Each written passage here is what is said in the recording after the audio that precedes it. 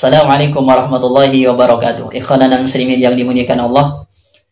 Sebelum saya menampilkan salah satu video Ustadz Wahabi yang menurut saya beliau ini telah merendahkan bahkan meremehkan Habib Umar Al-Hafidz, Habib Ali Al-Jufri, saya akan sedikit coba menjelaskannya dengan bahasa Indonesia. Karena di dalam video tersebut memakai bahasa Melayu, saya akan coba sedikit menjelaskannya dengan bahasa Indonesia. Di dalam video tersebut yang saya tangkap bahwasanya Ustadz Wahabi ini pertama mengatakan bahwasanya Habib Ali Al-Jufri, kemudian Habib Umar Al-Hafidz ketika ziarah ke makamnya Nabi Hud itu tidak benar. Dalam artian makam yang mereka maksud Nabi Hud itu sebenarnya bukan makamnya Nabi Hud. Karena menurut Ustadz Wahabi ini yang ada data otentiknya bahwasanya itu makamnya seorang Nabi itu hanya Nabi Muhammad SAW. Selain itu mereka mengatakan bahwasanya tidak ada data otentik. Sehingga kalau dikatakan ini adalah makamnya Nabi Hud itu tidak benar. Itu yang pertama. Kemudian yang kedua, gurunya Habib Umar yang ada di Pakistan yaitu Syekh Al-Qadiri. Menurut Ustadz Wahabi ini, Syekh Al-Qadiri ini sesat. Karena Syekh Al-Qadiri ini menurut Ustadz Wahabi tersebut menganut kepada ajaran Wihdatul Wujud. Karena Syekh Thohir Al-Qadiri ini menganggap bahwasanya Allah Subhanahu wa taala dan Nabi itu bersatu.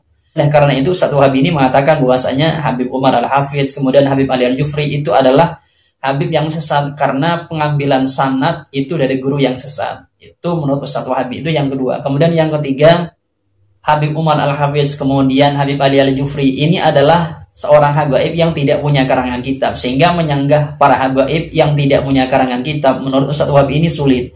Lebih gampang menyanggah orang Syiah, karena orang Syiah itu banyak karangannya, terutama di perpustakaannya di Iran, itu gampang untuk menyanggah orang-orang Syiah, karena orang-orang Syiah ini banyak karangannya, jadi untuk menanggapi mereka itu gampang, cukup membaca karangan mereka kemudian disanggah dengan apa yang ada di karangan mereka. Itu yang ketiga. Kemudian yang keempat, yang terakhir ini menurut saya, bahwasanya para habaib ketika berdakwah di mana-mana, baik di negaranya atau ketika di luar negeri, menurut Ustadz Wahabi tersebut itu gak ada ilmunya. Mereka ketika berdakwah hanya mengandalkan kenasapannya kepada Nabi Muhammad SAW. Para habaib ini ketika berdakwah hanya mengandalkan kehabaibannya. Itu yang saya simpulkan dari kajian Ustadz Wahabi tersebut.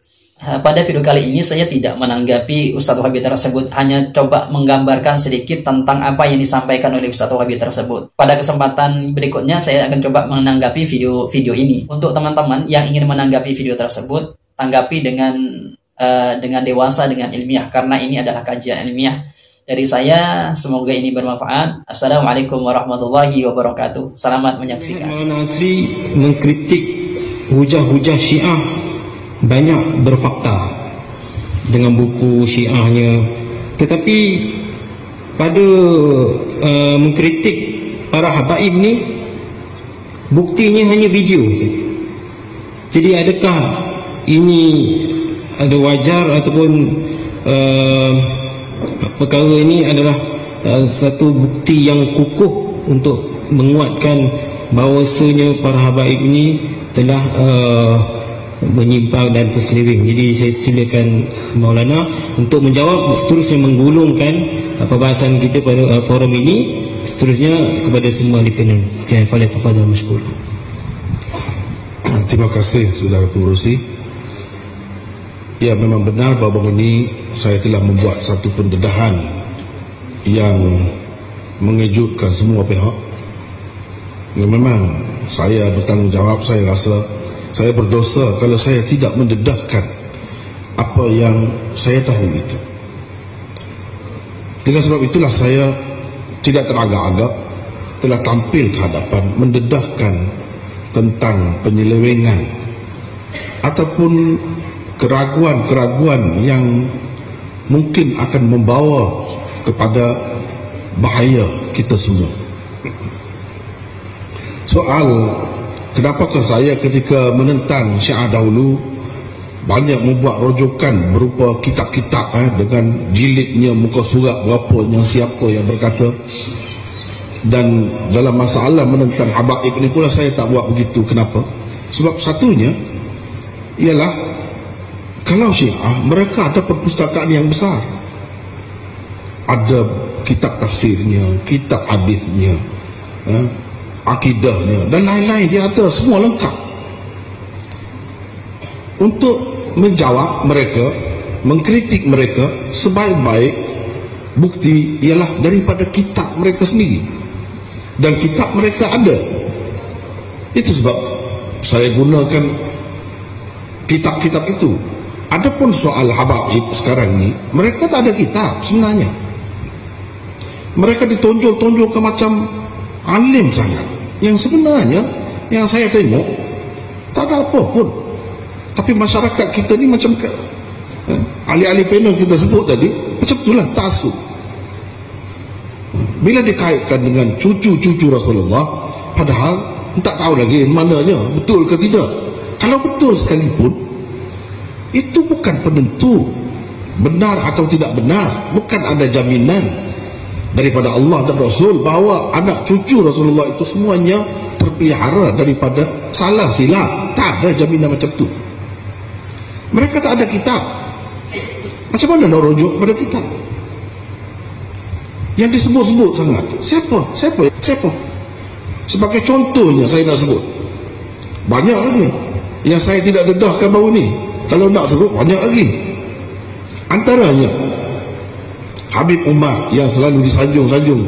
Saya terpaksa sebut ini sebab ingat bahawa ulama-ulama yang warak, yang sangat menjaga dirinya seperti Imam Ahmad, Imam Malik, Imam itu, Imam ini, mereka kan tidak teragak-agak. Kalau dalam bab agama ini, kalau orang menceroboh agama, mereka akan sebut ini syaitan, ini jahat, ini tak ada nilainya, walaupun seperti tai lembu, tak ada nilai, ini dajjal.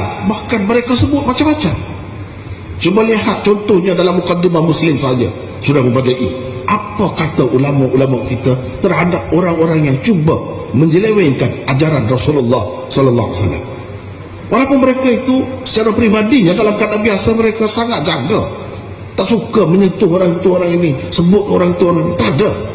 Pribadi mereka sangat mulia, sangat baik.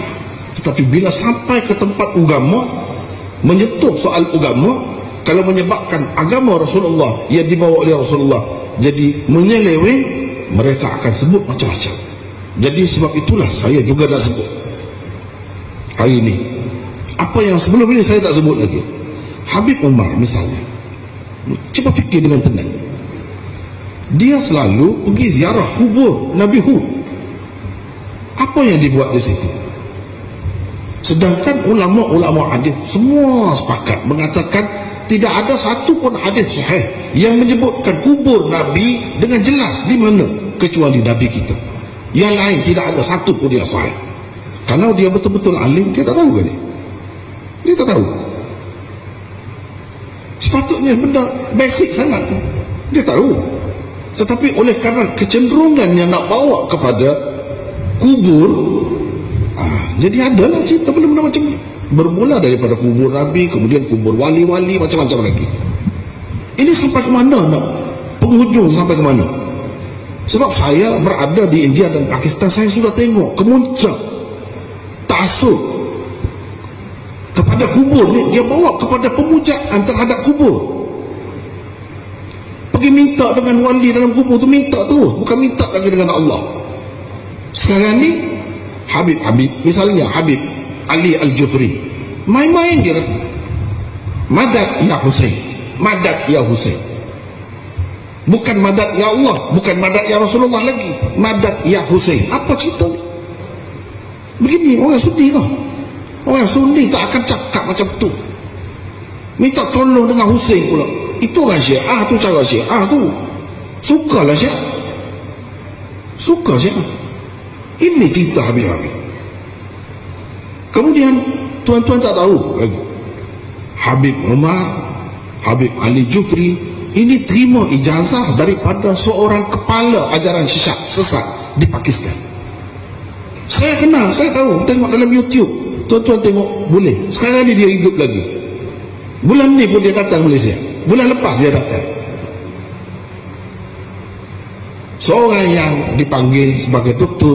Tahir Al-Qadiri, dianggap sebagai Syekhul Islam oleh pengikut-pengikutnya. Sedangkan antara ajarannya apa? Ialah wahdatul wujud. Dia kata, Nabi tanya Jibril, kamu duk terima wahyu daripada Allah tu, kamu pergi setakat mana? Dia kata, aku pergi setakat Sidratul Muntaha saja, tak pergi melepas itu. Nabi kata, kenapa kamu tak tengok sekali? Angkat kepala sikit tengok. Siapa yang bagi wahyu kepada kamu? Cuba. Dia kata dia tak berani. Nabi kata, cuba tengok. Dia pun tengok.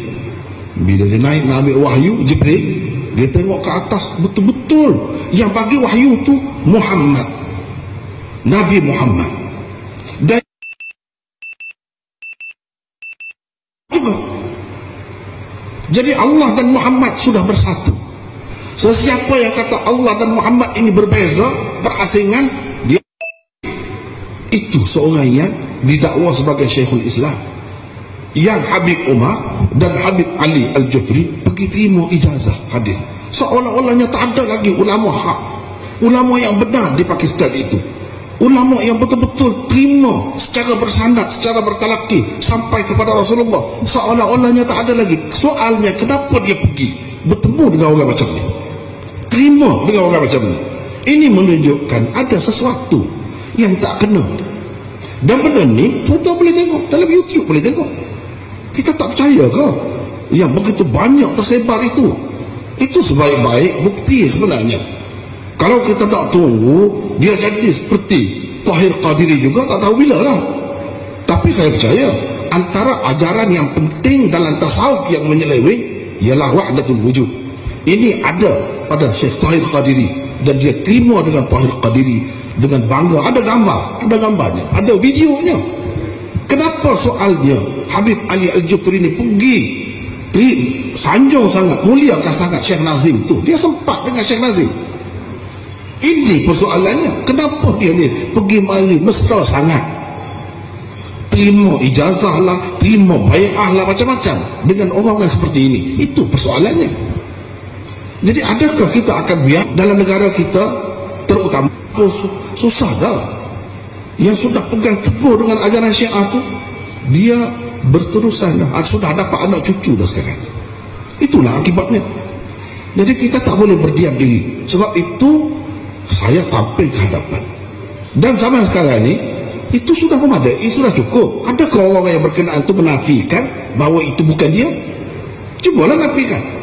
Bukan satu dua gambar, video yang ada, tapi banyak. Kenapa persoalannya mereka ni duduk bersama-sama dengan golongan yang sesat ni? Itu persoalannya. Jadi bagi saya itu sudah cukup, sudah memadai. Kalau nak cari kitab, memang mereka tak ada kitab. Kenapa kitab karangan Habib-Habib itu apa? Saya kadang-kadang merasa sedih sebab baru-baru ini di Putrajaya ada muzakarah ulama ahli sunnah kononnya. Ahli sunnah yang tak pernah kita kenal. Tak ada apa jasanya kepada umat selain daripada mendabik dada, mendakwa anak cucu Rasulullah. Di mana tokoh-tokoh besar yang begitu banyak berkhidmat untuk Islam, ada karangan-karangannya, hasil tulisannya, kita boleh nilai kelebihan, kehebatan mereka. Di mana? Tak dipanggil. Seolah-olahnya mereka nak cerita kepada kita, inilah ahli sunnah yang sebenarnya, yang selama ini terluka. Nak perkenal tokoh-tokoh baru. Inilah yang sepatutnya kita jadikan rujukan. Ini perkara yang berlaku dalam negara kita sendiri, malangnya. Jadi saya rasa benda-benda macam ni tak boleh dibiarkan kalau nak akidah kita selamat. Sebab dia pergi ke situ, dari segi amalannya, penyelewengannya, misalnya zikir menari, bila kita sebutkan, dia bela pula tu, bawa hadis itu, bawa hadis ini. Kononnya itu hadis Nabi SAW, padahal tak ada langsung kena mengena je dengan zikir itu. Hadis Ja'far yang dibawakan itu tak ada kena mengena langsung. Di situ kita boleh nampak dah alim apa macam ni. Kalau seorang alim, dia boleh beza, dia tahu nak buat hujah ni, nak beri istidlal, ada caranya. Tapi sewenang-wenang saja pakai. Inilah yang berlaku. Kalau kita nak akidah umat kita, masyarakat kita terpelihara daripada ancaman-ancaman ini, semestinya kita membendung ajaran-ajaran ini daripada tersebar. Ingat, walaupun kita terpengaruh dengan mereka, kita nampak zahirnya elok, tapi akhirnya ajaran-ajaran macam ini akan memakan diri kita sendiri akhirnya.